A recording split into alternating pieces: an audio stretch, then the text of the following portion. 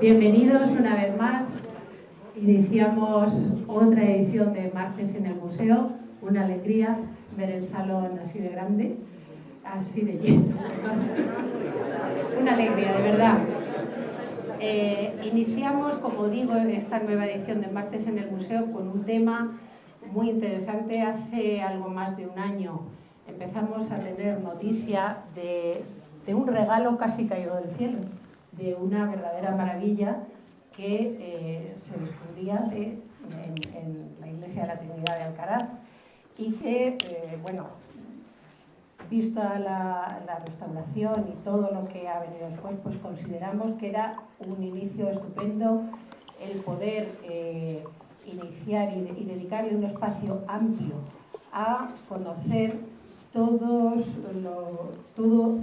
el tiempo y lo que rodea a esta obra de arte tan importante.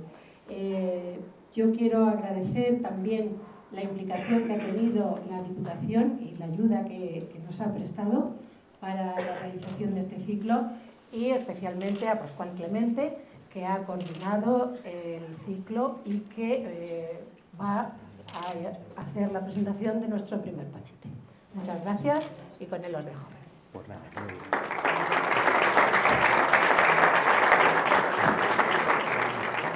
gracias, Llanos. Bienvenidos a este nuevo ciclo de conferencias dedicado a Juan de Borgoña y a Retablo de Alcaraz. Esta tarde nos acompaña Joan Molina Figueras, es doctor en Historia del Arte por la Universidad Autónoma de Barcelona y hasta el año 2009 fue profesor titular de Historia del Arte en la Universidad de Girona. En 2020 se incorpora al Museo Nacional del Prado como jefe del Departamento de Pintura Gótica Española. Ha sido profesor invitado en las universidades italianas de Viterbo y Nápoles y en el Instituto de Historia del Arte de Florencia. Entre sus líneas de investigación se centran en el estudio de las manifestaciones visuales de los cultos y las leyendas a finales de la Edad Media, las relaciones entre el arte y poder en los territorios de la Corona, de la Corona de Aragón y en la trayectoria artística de algunas de las figuras más sobresalientes del panorama pictórico hispano del siglo XV. Es autor de un gran número de publicaciones que se recogen en revistas científicas, también en capítulos de catálogos, y quiero destacar 3 monografías: Arte, devoción y poder en la pintura tardogótica catalana, Bernard Martorell y el otoño del gótico catalán y Fragments del Gòtic a Girona. Recientemente ha sido comisario de la exposición antológica Bartolomé Bermejo, que fue un maestro de origen cordobés que desarrolló su actividad profesional en los territorios de la Corona de Aragón, y esta exposición se celebró entre el año 2018 y 2019 en el Museo del Prado y en el MNAC de Cataluña. Y yo estoy seguro que muchos de ustedes pues fueron a visitarla porque ya nos organizó un viaje al Museo del Prado para verla. Entre sus últimos trabajos en el Prado hay que señalar la nueva reordenación de su colección tardomedieval, inaugurada en marzo de este año, y ese resultado de una profunda investigación que ha desarrollado el departamento que dirige Joan Molina. Esta tarde pues, nos hablará de esas relaciones, de esas conexiones artísticas que hubo entre Flandes y las coronas de Castilla y Aragón en el siglo XV. Y nada más, bienvenido al Museo de Albacete, y tanto el museo como la asociación te damos las gracias por haber aceptado la invitación que te hicimos hace unos meses para que pudieras participar, para que participaras en este ciclo. Gracias.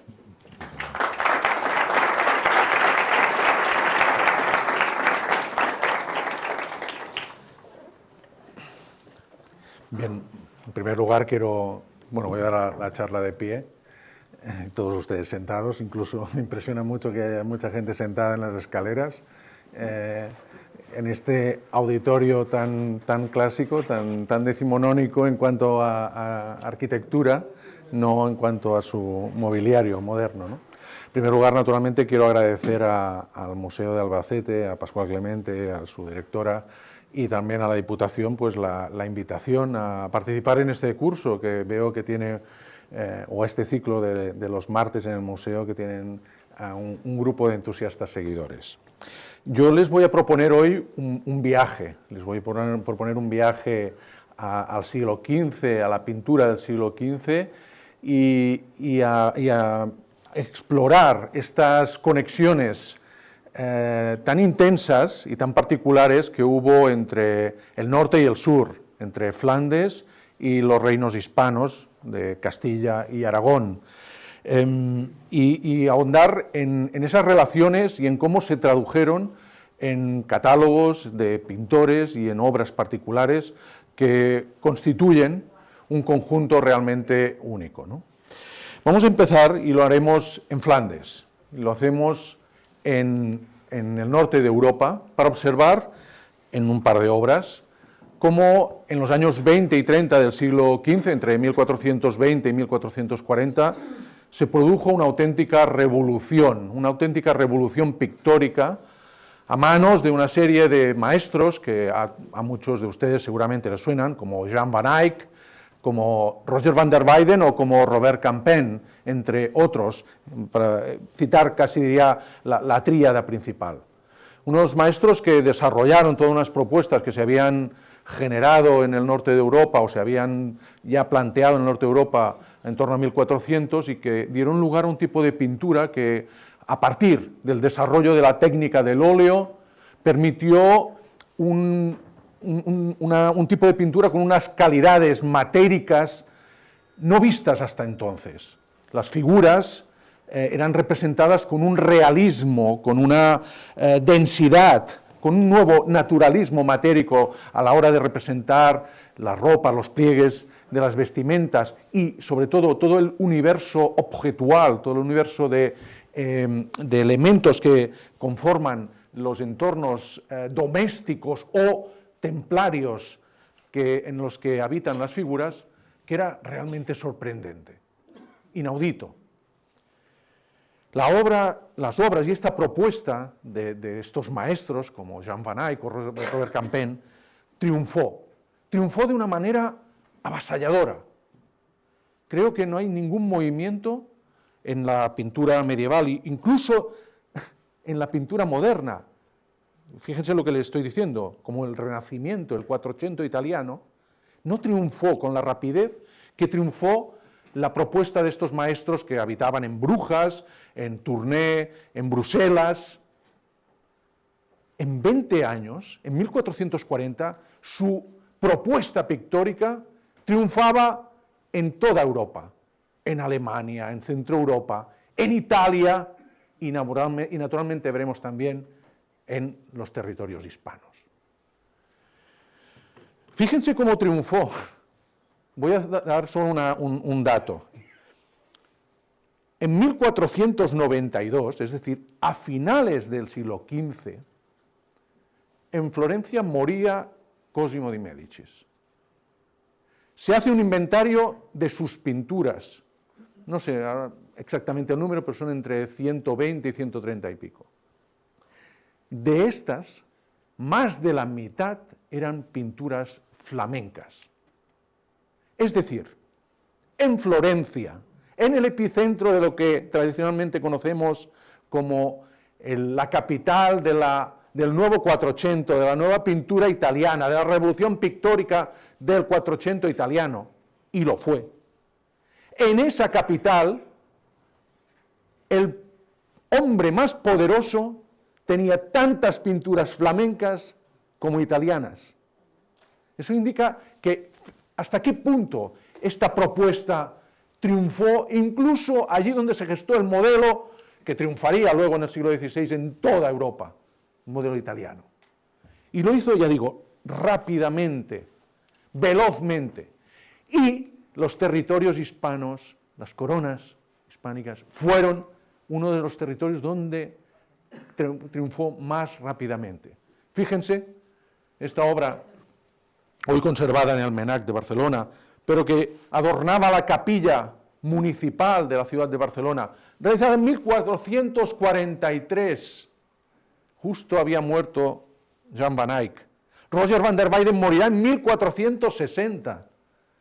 Es decir, en un momento absolutamente incipiente, se hace una obra como esta, por parte de Lluís Dalmau, un pintor que había viajado hasta Brujas, que había estado trabajando en la misma ciudad donde tenía su taller Jan van Eyck, y por eso esta obra es un auténtico pastiche, una copia de modelos eyckianos, y las figuras que vemos aquí, bueno, la vemos antes aquí, está traduciendo naturalmente, está incorporando la idea del donante que había utilizado ya Jan van Eyck. O si nos vamos a Valencia, en ese momento la ciudad más próspera de la Corona de Aragón, más que Barcelona aún, vemos que en los años 30 se establece un pintor, Luis Alimbrot, procedente de Brujas, procedente de ese epicentro de la pintura flamenca, del lugar donde trabajaba Jan van Eyck. Y esta pintura está llena de referencias eyckianas, llena. Es decir, en los años 30 y 40, en Barcelona, en Valencia, estaban trabajando o un pintor valenciano que había viajado a Brujas, o un pintor de Brujas que había viajado y se había establecido en Valencia, donde permanecerá hasta mucho después. O también, incluso, se conocían a través del comercio del arte, que era un elemento muy importante para la difusión de modelos, pues obras flamencas.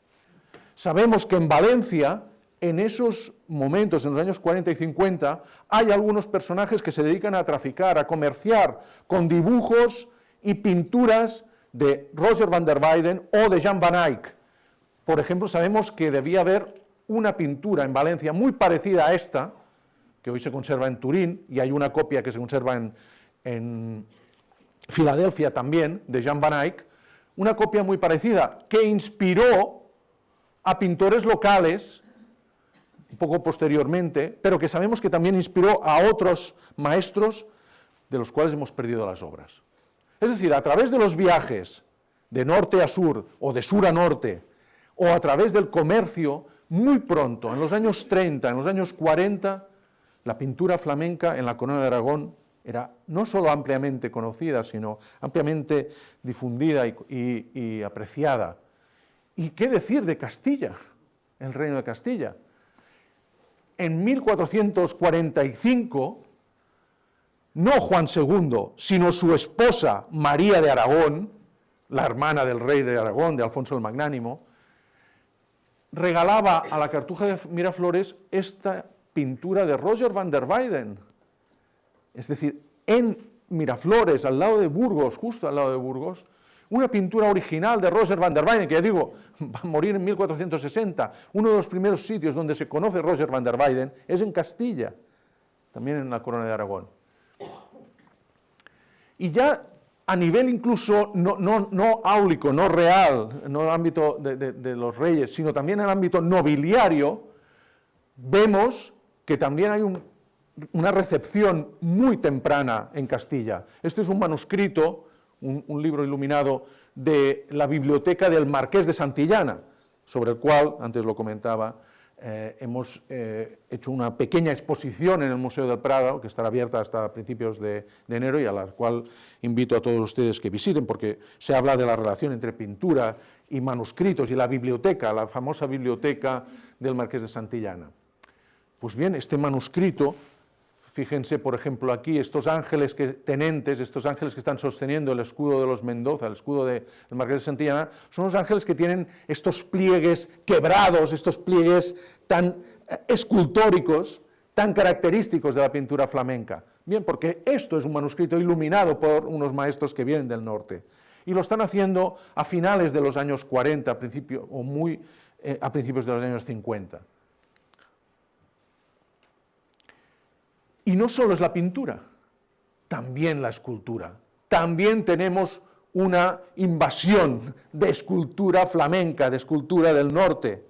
Esto es solo un ejemplo, un detalle, una muestra, pero una muestra realmente espléndida. Este retrato orante del obispo Lope de Barrientos es una obra realmente extraordinaria de un escultor, Egas Quemen, que llega desde Bruselas y se instala sobre todo en la zona de Toledo, donde trabajará ampliamente, y luego también en Guadalupe. Fíjense, lo que veíamos antes en la pintura lo vemos en la escultura, o mejor dicho, podemos ver cómo los pintores imitan a los escultores, creando esa sensación de hiperrealidad en los pliegues, en la materia. Fíjense cómo aquí vemos este tipo de pliegues quebrados que los pintores en una superficie bidimensional están imitando claramente.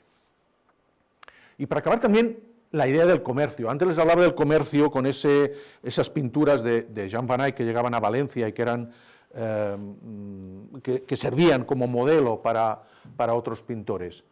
En el ámbito de la escultura, el comercio, sobre todo, por ejemplo, a través de Medina del Campo, de la gran feria de Medina del Campo, en Valladolid, tendrá una repercusión enorme. Van a llegar decenas, centenares de obras de retablos y de tallas esculpidas, hechas en Bruselas, en Malinas o en Amberes, que llegaban vía marítima a través de los puertos del norte, los puertos de Santander o de Bilbao, y eran comerciadas en esta gran feria.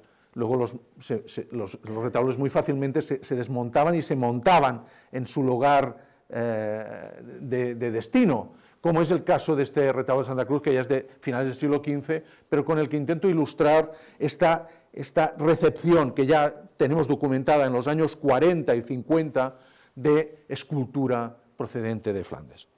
Por tanto, Flandes y toda su nueva propuesta y su revolucionaria propuesta artística y estética llegó a la península muy pronto a través de todo tipo de medios y de fórmulas. ¿Cómo se tradujo aquí? ¿Cómo se recibió aquí la pintura flamenca por parte de los pintores que se asentaron, los pintores extranjeros que se asentaron en los reinos de Castilla y Aragón, o por parte de los propios maestros autóctonos que se hicieron eco de esta pintura? El término hispano-flamenco es el que se ha utilizado habitualmente para definir este tipo de pintura que, digamos, va a ser la dominante durante buena parte de la segunda mitad del siglo XV, entre, pues eso, 1440 y ya 1500. Y ese es el periodo que vamos a observar. Pero, ¿es justo este término de hispano-flamenco? Pues en su globalidad tenemos de entender que no, y veremos por qué. Este es el retablo del Marqués de Santillana, el retablo que preside esta pequeña exposición que antes les comentaba del Museo del Prado y que tiene a este retablo como pieza dominante, rodeada de algunos de los manuscritos que formaban parte de la espléndida biblioteca del Marqués de Santillana. Este es un retablo que el Marqués de Santillana encargó a este pintor, a Jorge Inglés, del cual no sabemos absolutamente nada, solo que trabajó para el Marqués de Santillana en diversas obras que le encargó. Si vemos este conjunto, es un conjunto realmente excepcional, desde una perspectiva conceptual, desde una perspectiva tipológica incluso, diría, porque los retablos generalmente se caracterizan por tener la imagen del santo al cual está dedicado y luego toda una serie de escenas que le rodean esta imagen principal, que son escenas narrativas, escenas que despliegan la historia de ese santo o de esa santa o de la Virgen, como sería este caso. En cambio, aquí tenemos un concepto totalmente diferente. Lo que vemos son unos ángeles en la parte superior que tienen unas cartelas en las que hay escritas los versos que el propio Marqués de Santillana compuso en honor y en devoción a la Virgen María, lo cual es ya un elemento muy interesante. Lo que tenemos son textos del propio promotor de la obra inscritos en la obra, y después lo que vemos son dos monumentales retratos de los comitentes, de los promotores de la obra, del Marqués de Santillana y de su esposa Catalina Suárez de Figueroa.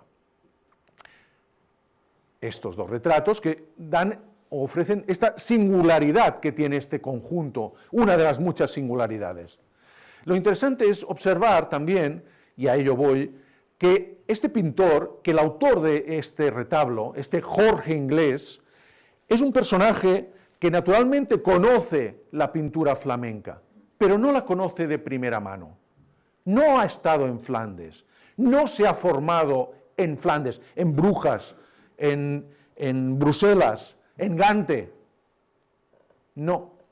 Ha conocido la pintura flamenca ya de manera indirecta, en otros ambientes, en otros escenarios. Y lo que nos ha dado la clave ha sido esta imagen de este San Jorge, que está expuesto también en esta muestra, y que procede del mismo lugar que el retablo, el Hospital de Buitrago, un hospital que fundó el Marqués de Santillana, y que no solo fundó, sino que se encargó de toda su decoración, y en especial de la iglesia, que estaba presidida por el retablo que hemos visto, y también por una serie de otras obras secundarias entre comillas, como un tríptico dedicado a santos caballeros del que procede este San Jorge. Digo, este San Jorge es la clave porque este San Jorge presenta unas conexiones muy importantes, no solo con la pintura del retablo, sino con toda una serie de pinturas realizadas en la zona del Rin, en la zona del Alto Rin, en la zona próxima a Colonia, es decir, en el área germánica, que fue uno de los sitios donde la pintura flamenca se desarrolló también más rápidamente, a través de unas versiones particulares, a través de unas traducciones particulares y de unas declinaciones también muy singulares. Es decir, Jorge Inglés no bebe directamente de los maestros de Flandes, sino de los maestros germanos que ya están practicando una particular versión de la pintura flamenca. Es por eso, y también por el mismo hecho, que encontraremos otros pintores que están trabajando también a mitad del siglo XV, en la misma época que Jorge Inglés, que no proceden directamente de Flandes, sino del mundo germano, pero que practican esta nueva revolución. Fíjense lo que les digo de los pliegues, de este carácter matérico, la utilización de la técnica del óleo para otorgar un sentido, digamos, más brillante y más realista a los objetos que están representados, desde el trono a los elementos de indumentaria, etcétera, etcétera. Todos estos aspectos, pero no recogidos del mundo flamenco, sino de un mundo germano que ya ha bebido de este mundo flamenco. Es por eso que digo que hispano-flamenco no responde a la realidad, porque tendríamos que decir también germano-flamenco. Hablemos quizá de tardogótico, además que es un término muy colonizador, ¿no? En Italia no hablan de italo-flamenco, ni en Alemania.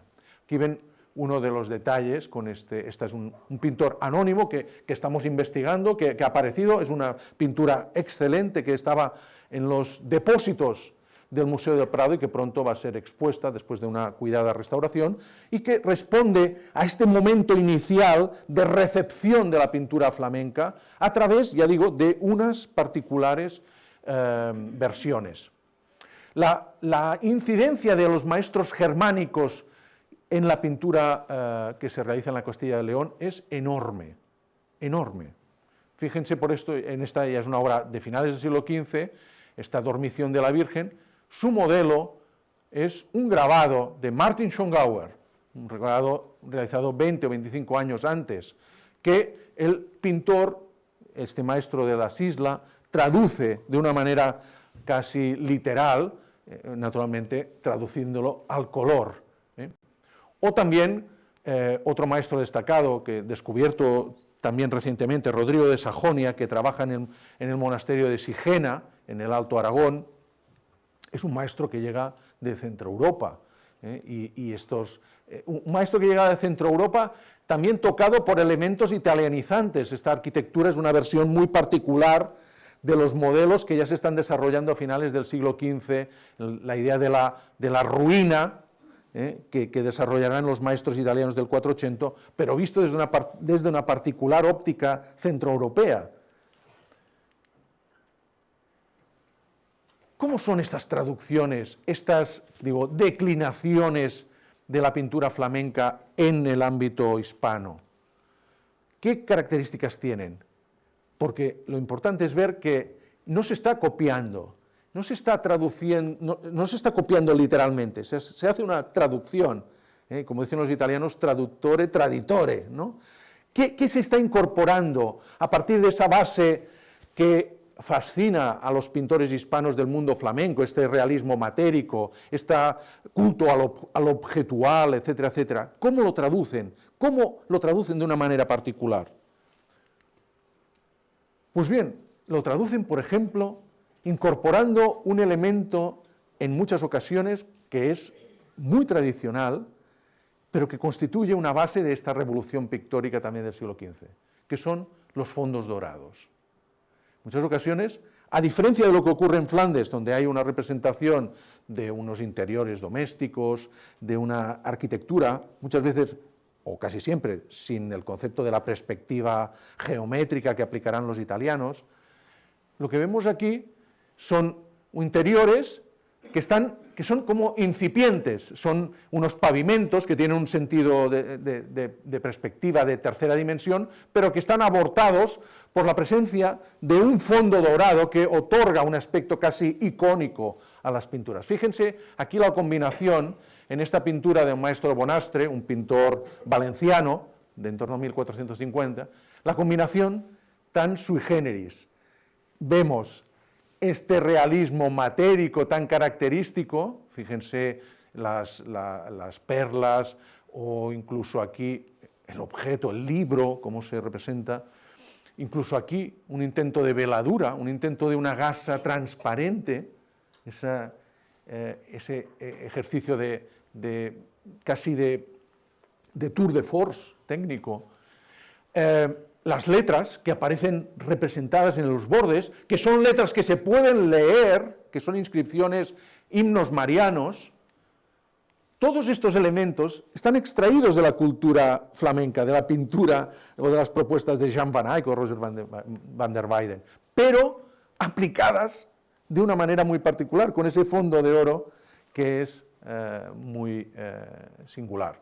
Y fíjense cómo esto es una característica que podemos ver en la pintura valenciana, o en pintores valencianos, mejor dicho, que podemos ver en pintores que están trabajando en Aragón, como este Miquel Ximénez en este San Miguel, con esta arquitectura y ese fondo con brocados, este fondo dorado con brocados, esa especie de contraste visual, o incluso en este Tomás Giner, otro pintor que trabaja en la zona de Zaragoza, que incluso en este caso aplica, fíjense aquí, unos embutidos, unos relieves de yeso dorado, ¿no? Fíjense en todo esto, que es una característica muy común en la pintura, por ejemplo, aragonesa de este momento. Es un elemento casi artesanal, antinaturalista per se. O aquí, fíjense en esta obra de Juan de Nalda, un pintor que trabaja en la zona de Palencia, pero que antes ha estado activo en el sur de Francia, bueno, en el sur y en el centro de Francia, en la zona de Lyon y en la zona de Provenza. Luego, fíjense qué combinación tan curiosa entre este pavimento que tiene un sentido perspectivo y ese fondo dorado brocado que cae como una especie de tapiz, cuando el autor quiere también representar de una manera naturalista este báculo de San Gregorio, o aún más este sentido, vuelvo a repetir, matérico de la capa pluvial. O aquí este contraste casi brutal, casi paradójico entre el naturalismo carnal de este Cristo varón de dolores, y este fondo dorado absolutamente casi bizantinizante, este icono, pero un icono realista. Fíjense, recuerden, los iconos bizantinos muchas veces son iconos antinaturalistas, las figuras tienen un hieratismo, un carácter casi lineal.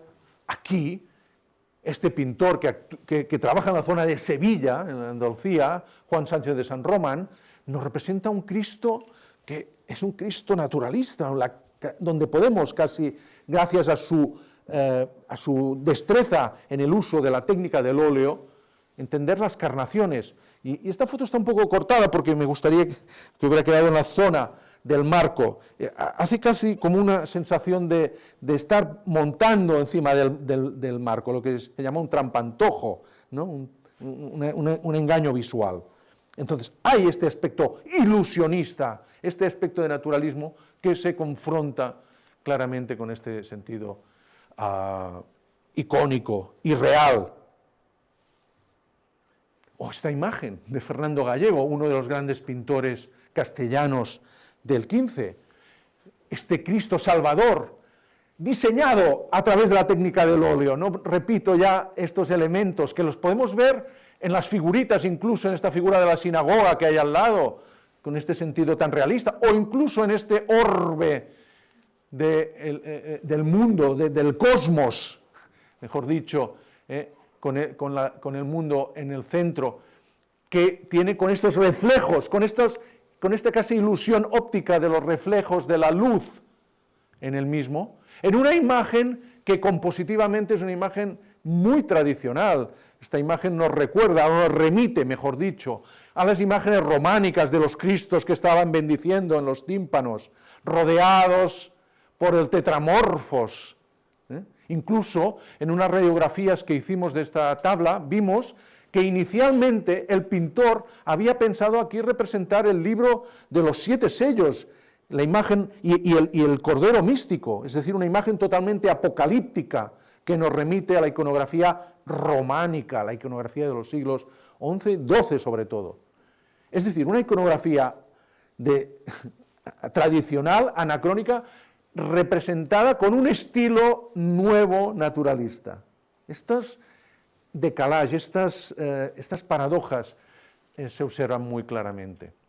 Y en otros escultores, me he traicionado a mí mismo, he dicho escultores, en otros pintores vemos las cualidades escultóricas aún más potenciadas.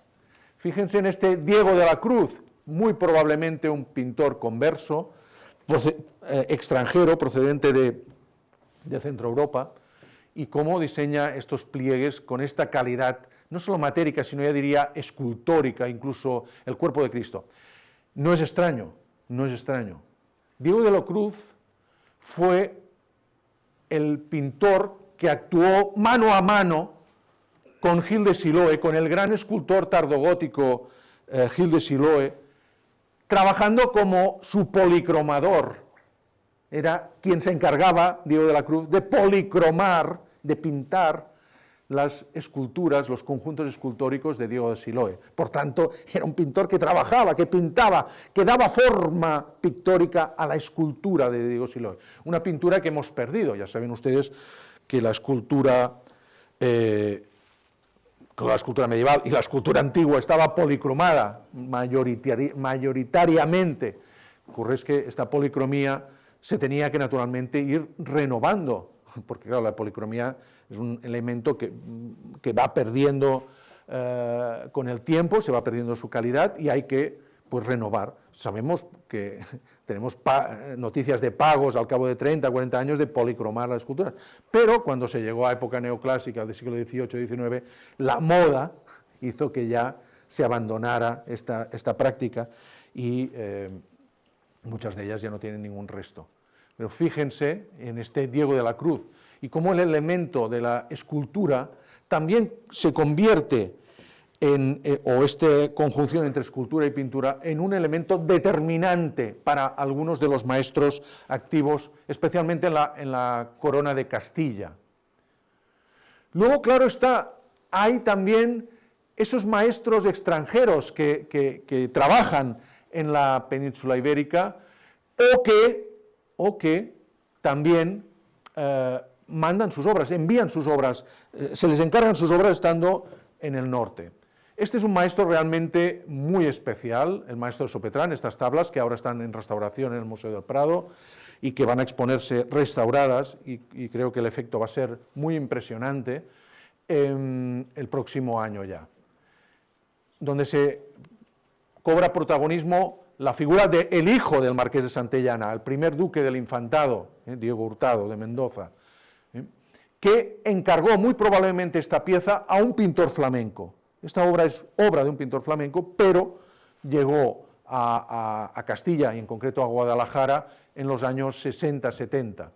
Es muy interesante porque es un pintor que reproduce modelos de Roger van der Weyden, muy claramente. Esta anunciación que vemos aquí está retomando una de las composiciones más clásicas de Roger van der Weyden, que Roger van der Weyden fue el pintor más famoso, más exitoso de todos esos que he citado, más que Robert Campin y más aún que Jan van Eyck, el gran pintor, el pintor más digamos, más dulce, más sentimental, más emotivo, fue Van der Weyden, y precisamente por eso su triunfo fue avasallador en toda Europa. Pues eso, llegan pinturas inspiradas en modelos de Van der Weyden, o llegan pinturas del propio Roger Van der Weyden, como esta Madonna Durán, que también está expuesta en el Prado, y que probablemente fue adquirida por el duque del Infantado, si no fue por él, por un miembro de la familia Mendoza, es decir, por alguno de los sucesores del Marqués de Santillana, y sabemos, y este es solo un ejemplo, que dio lugar a toda una serie de copias en Castilla durante los años 70, 80 y 90 del siglo XV. Es decir, cómo los modelos de los grandes maestros fueron llegando durante la segunda mitad del siglo XV y también fueron un motor de creación y de inspiración. Fíjense, aquí es un detalle de la Madonna Durán y aquí es un detalle de la copia que les he ofrecido. Fíjense, el detalle, al principio la copia naturalmente hay una distancia muy grande en cuanto a calidad, pero es cierto que cuando vemos los detalles nos damos cuenta de que ese pintor se ha inspirado claramente en modelos de la Madonna Durán, como es este tipo de decoración de las cenefas de los ropajes. En algunos casos, o en otros casos mejor dicho, se trata de modelos que precisamente nos remiten al otro gran pintor del mundo flamenco, a este Jan van Eyck, que le interesaban especialmente todas las cuestiones ópticas y que en sus pinturas, tratando de asombrar al ojo del espectador, muchas veces lo que hacía era trabajar las superficies brillantes, metálicas, con una serie de brillos que daban lugar a composiciones especulares, basadas en los espejos, como puede ser en este caso, fíjense, en el escudo de San Miguel, cómo concibe este pintor anónimo, el maestro de Zafra, una composición donde se ve como una especie de escena que no vemos nosotros, que es esta figura del propio pintor, ¿no? Esto es muy eckiano, es muy de Van Eyck, como podremos ver después al final. Y fíjense también cómo diseña las perlas, etc. Toda esta cuestión, que ya no repito, del carácter matérico de la obra.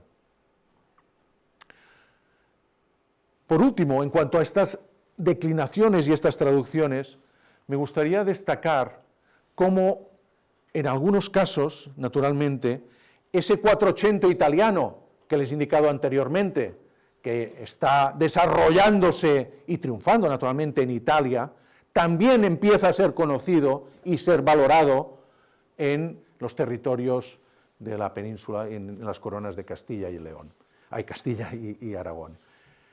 Esta obra, que pertenece también a la biblioteca del Marqués de Santillana, es muy significativa en este sentido. Fíjense que en la parte superior, donde la heráldica ha sido borrada, los ángeles siguen la tradición flamenca, esa tradición de los pliegues quebrados. En cambio, la inicial, aunque es un detalle muy particular, tiene una decoración que se llama de bianchi girari, que son esta especie de róleos, de ramas blancas que se van que giran sobre sí mismas, ¿no? Con un fondo de color. Esto es absolutamente italiano, esto es un tipo de decoración de libros italianos de este momento. Más allá,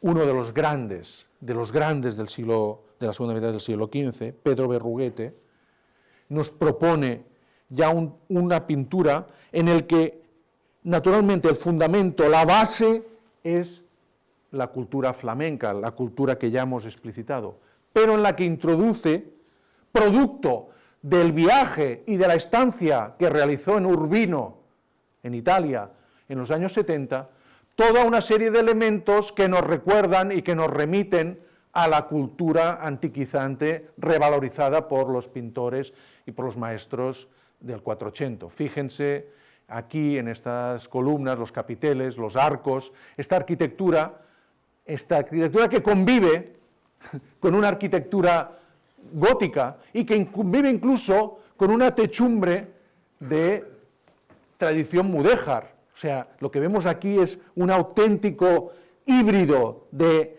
culturas, la cultura gótica, la cultura renacentista y la cultura de tradición islámica, reunidas en esta Virgen con el Niño, la Virgen traducida también con esta cultura flamenca.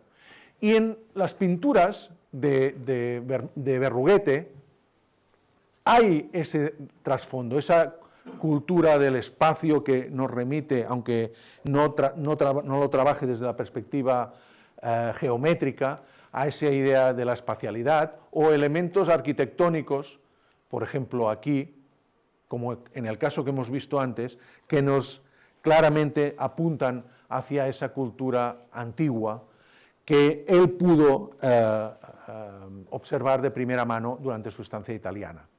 Ya digo, es un elemento en Berruguete aún marginal, aún incipiente, no hay una conversión de Berruguete hacia la cultura renacentista, hasta la cultura pictórica renacentista, como en cambio sí existe en el caso de Juan de Borgoña, que en su obra claramente propone unos modelos renacentistas, florentinos, para ser más precisos, del mundo de Ghirlandaio, y que además nos resulta muy interesante porque sabemos que Berruguete y Juan de Borgoña trabajaron juntos en Toledo, y ciertamente el lenguaje de Borgoña no le debía ser ajeno a Berruguete, pero ninguno de los dos, digamos, acabó contaminándose del otro, ¿no? Acabaron practicando el arte que tenían cada uno en sí mismos. Quiero, en esta ya segunda parte de la exposición, centrarme en dos figuras, en dos personajes, en dos autores, en dos maestros, que ciertamente pusieron sobre la mesa de una manera, digamos, extraordinaria desde una perspectiva técnica, esta nueva pintura flamenca en el ámbito de la corona, en primer lugar, de Aragón y después de Castilla. Me estoy refiriendo a Bartolomé Bermejo, por lo que respecta a Aragón, y a Juan de Flandes, por lo que respecta a Castilla. Se trata de dos maestros, uno maestro cordobés como Bermejo, que asimila la cultura flamenca, no sabemos cómo, aún es un interrogante, no sabemos si a través de un viaje de formación al norte de Europa, sería muy factible. Antes he hablado de los viajes de Lluís Dalmau, de Luis Alimbrot, de tantos y tantos artistas que viajaron de un lugar a otro para formarse o ya formados para trabajar. O si lo hizo en Valencia, donde es el primer lugar donde lo vemos establecido y donde realizó, sabemos, este magnífico San Miguel de Tous, hoy en día expuesto en la National Gallery de Londres, donde podemos ver cómo tiene un dominio sorprendente de la técnica del óleo. Fíjense cómo trabaja esta capa, no solo con esa densidad cromática, sino con esa capacidad de crear casi una especie de trampantojo visual entre pintura y escultura, ¿no? Cómo trabaja también todos los elementos que resultan de la armadura, de esta armadura dorada, dándoles esta calidad casi orfebrerística. Fíjense, esta es la zona del pie, este escarpín tan suntuoso, tan casi bizarro, con piedras preciosas y perlas, diseñadas con esos toques de luz que le dan ese sentido matérico y que contrasta con el carácter absolutamente bizarro del monstruo, ¿no? Del demonio, ¿no? O lo que vemos en el retrato, no solo la seda de este Antoni Juan, sino el libro, la cadena de oro. Está jugando con todos esos elementos de una manera absolutamente virtuosista y lo hace continuamente. El virtuosismo de Bermejo es sorprendente, como lo utiliza, por ejemplo, para dejarnos este cartelino, que este pergamino, que incluye su firma, Bartholomeus Rubeus, aquí, pero que también incluye, o podemos ver aquí otra vez, esta dimensión matérica, o el gusto propio por el retrato, por un retrato que no es un retrato realista en el sentido que nosotros tenemos del término, pero sí un retrato que intenta presentar una fisonomía que responde a la realidad, digamos, no un retrato naturalista, pero sí un retrato realista. O aquí, cuando concibe esta especie de icono naturalista. Fíjense esta imagen de Santo Domingo, esta imagen hierática, esta imagen frontal, casi este tótem que no nos está mirando, está mirando al infinito con esta mirada perdida, con esta mirada sobrenatural, ¿no? Pero en cambio diseñado con toda una serie de efectos absolutamente realistas. Fíjense en esta macolla, la parte superior del báculo, ¿no? Cómo está representada, como decía antes, como si fuera una pieza de orfebrería, recreada por la mente, por la imaginación de Bermejo. O como en la dalmática que viste, pues representa toda una serie de santos y santas bordados, pero es un metabordado, es un bordado pintado. Son todos estos efectos que son propios de la cultura flamenca, los que Bermejo asume de una manera absolutamente particular y que nos traducen en imágenes tan inolvidables como esta, donde ya digo, es una imagen que juega con lo irreal y con lo real, ¿no? Con esa imagen, ya digo, icónica, hierática, estática, monumental, pero al mismo tiempo con ese trabajo absolutamente minucioso y hiperrealista, ¿no? O aquí, fíjense, este Cristo de la Piedad, este Cristo de la Piedad, esta imagen casi de un cuerpo deformado y tal, solo quiero que se fijen en esto. El perizonium. El perizonium es una gasa transparente. Tiene un nivel una habilidad técnica tan increíble que crea ese sentido de la transparencia, de esa materia casi invisible.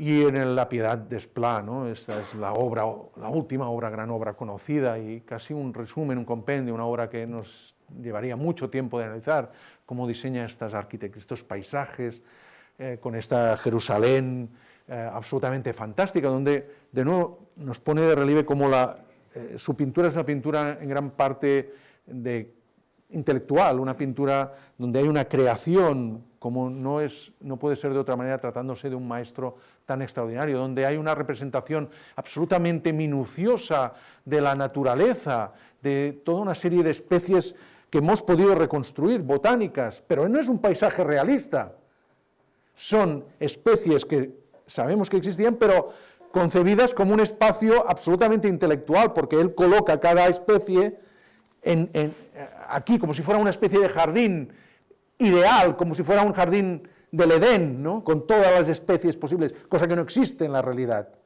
No existe, pero él lo concibe manipulando esa realidad. O aquí, como podemos ver los líquenes, ¿no? Incluso, ¿no? Esa especie de líquenes que están encima de las rocas.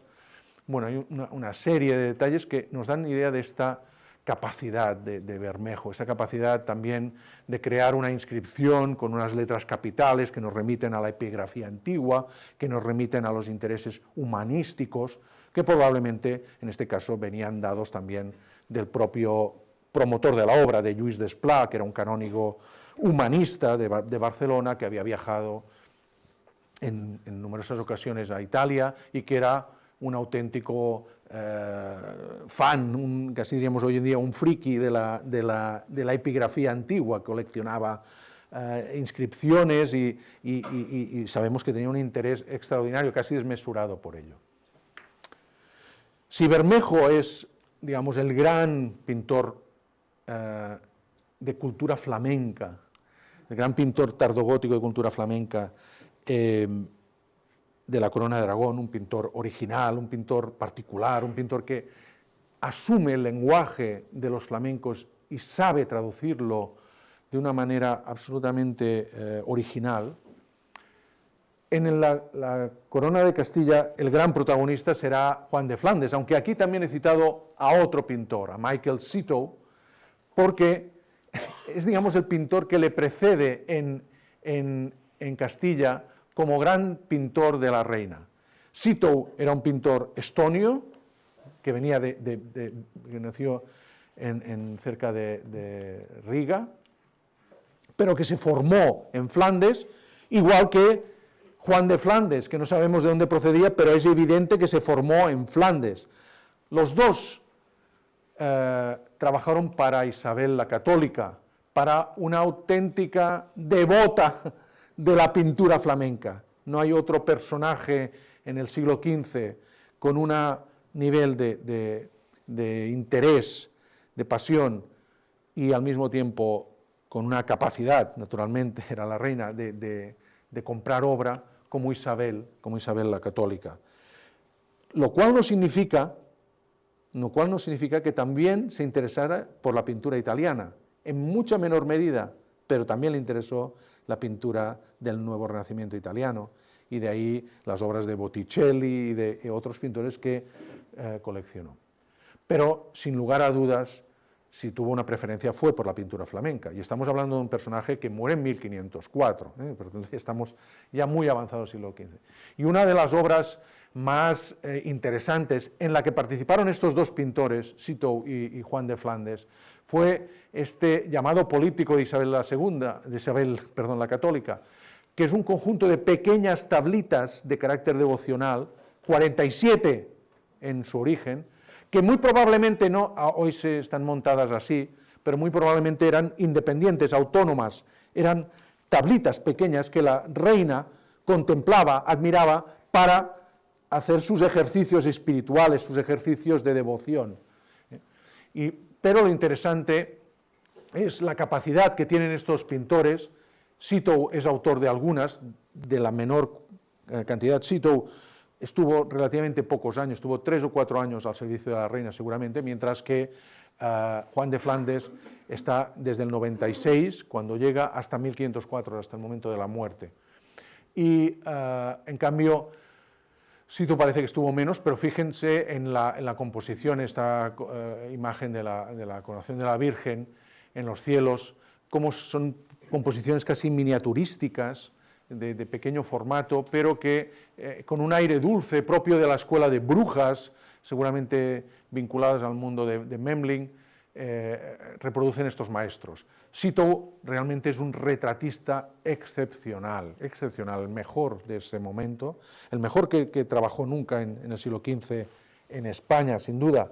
Citeaux es un personaje fascinante, ya digo, viene de la zona del Báltico, se forma en Flandes, pero luego lo veremos activo en España, está activo en Inglaterra, luego volverá a Flandes y acaba muriendo otra vez en el Báltico, en su lugar de origen. Por tanto, para que digan que la gente no viajaba en la Edad Media, en la época moderna, o sea, y viajaba mucho y con un background, por decirlo, con un trasfondo de cultura extraordinario. Esta es una imagen de un retrato de la hija de los Reyes Católicos, de Catalina de Aragón.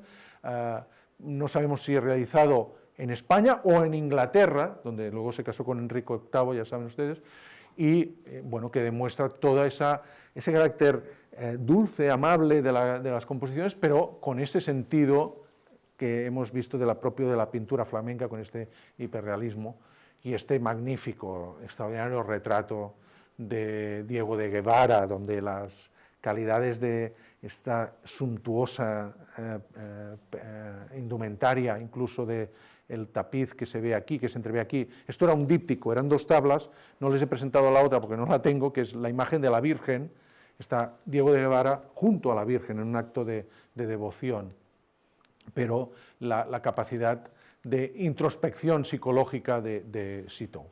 Pero quiero centrarme en Juan de Flandes, y fíjense aquí cómo Juan de Flandes, en estas obras también del Políptico, pues traduce estas composiciones con una idea de grupo, con otra vez referencias a los clásicos ya de la pintura flamenca, como es este espejo convexo en el que se ven unos reflejos dentro, en el margen de un tapiz, con esta arquitectura que da lugar a toda la composición. O, por ejemplo, esto lo hemos visto anteriormente, es el tríptico de Miraflores, el tríptico que María de Aragón adquirió a Roger van der Weyden y regaló a la Cartuja de Miraflores. Pues bien, Juan de Flandes hizo una copia, fíjense, esta es la última escena, esta es esta de aquí, hecha por Roger van der Weyden. La reina Isabel quiso una copia de este tríptico que estaba en Miraflores para ella, para destinarlo a la Capilla Real de Granada. De hecho, ahora 2 de las escenas están en Granada y esta, el tríptico se desmembró, está en Nueva York. Pero es un ejemplo de esta capacidad de Juan de Flandes para inspirarse, a través también de la copia, de los grandes maestros de la pintura flamenca, de los maestros de 2 generaciones. Pero fíjense en la extraordinaria técnica y capacidad ilusionista que tiene este maestro, ¿no? Con estos cromatismos casi pasteles, ¿no? En esta fantástica imagen del bautismo de Cristo, que era una de las tablas que formaba parte del gran retablo dedicado a San Juan Bautista, que la reina Isabel le encargó para la Cartuja de Miraflores también, para esa fundación que había hecho su padre, Juan II. Y fíjense cómo despliega una anatomía amable, una anatomía muy casi idealizada para la figura del Cristo, con estas imágenes que parecen como imágenes, veremos que es una característica un poco aisladas, autónomas, dentro de que, en el sentido de que forman parte de una composición, pero aún así parecen como si tuvieran una cierta ausencia entre ellas. Juan de Flandes es uno de esos ejemplos de un pintor que en un determinado medio exigente, como puede ser el de trabajar como pintor real, porque fue pintor áulico, pintor de la reina, tiene que exprimir y exprime todas sus cualidades, y en cambio, a partir de la muerte de la reina en 1504, quedó desamparado, por decirlo así, dejó de ser pintor de corte y tuvo que ofrecer sus servicios y ganarse la vida con otros clientes, con otros promotores mucho menos exigentes. Y fíjense, está la misma composición, el bautismo de Cristo. Naturalmente es el mismo pintor, pero no es el mismo resultado. No es el mismo resultado. Tenemos voy a volver un momento, pero es evidente que aquí el resultado es mucho más soberbio desde una perspectiva técnica, y que aquí, por ejemplo, no solo hay que ver la imagen del ángel que sostiene las indumentarias del vestido con el que cubrirá la desnudez de Cristo, no hay un trabajo tan sofisticado de la pieza.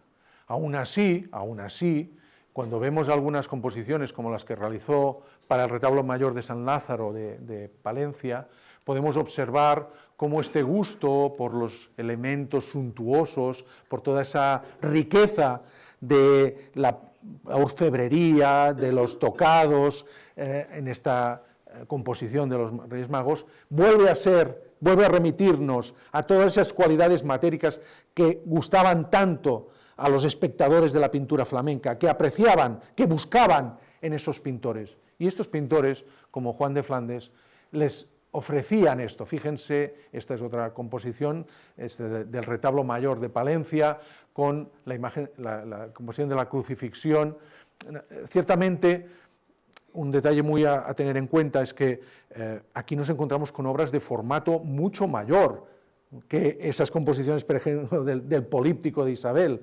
Un formato mucho mayor a veces comporta también esa falta de sutileza, de detalle que estamos observando. Pero aún así, la calidad de Juan de Flandes es tan elevada que le permite, pues, composiciones como esta figura de este soldado, con otra vez esa atención a los reflejos, o este estudio de toda una serie de elementos que parecen marginales, pero no lo son tanto, desde las piedras preciosas hasta la figura del coral, que es un elemento casi apotropaico, o el jarrón de tradición islámica, o el paisaje con esta vista de la Alhambra de Granada, que es una especie de sustitución de la Jerusalén, ¿no?, como referencia probablemente a su cristianización.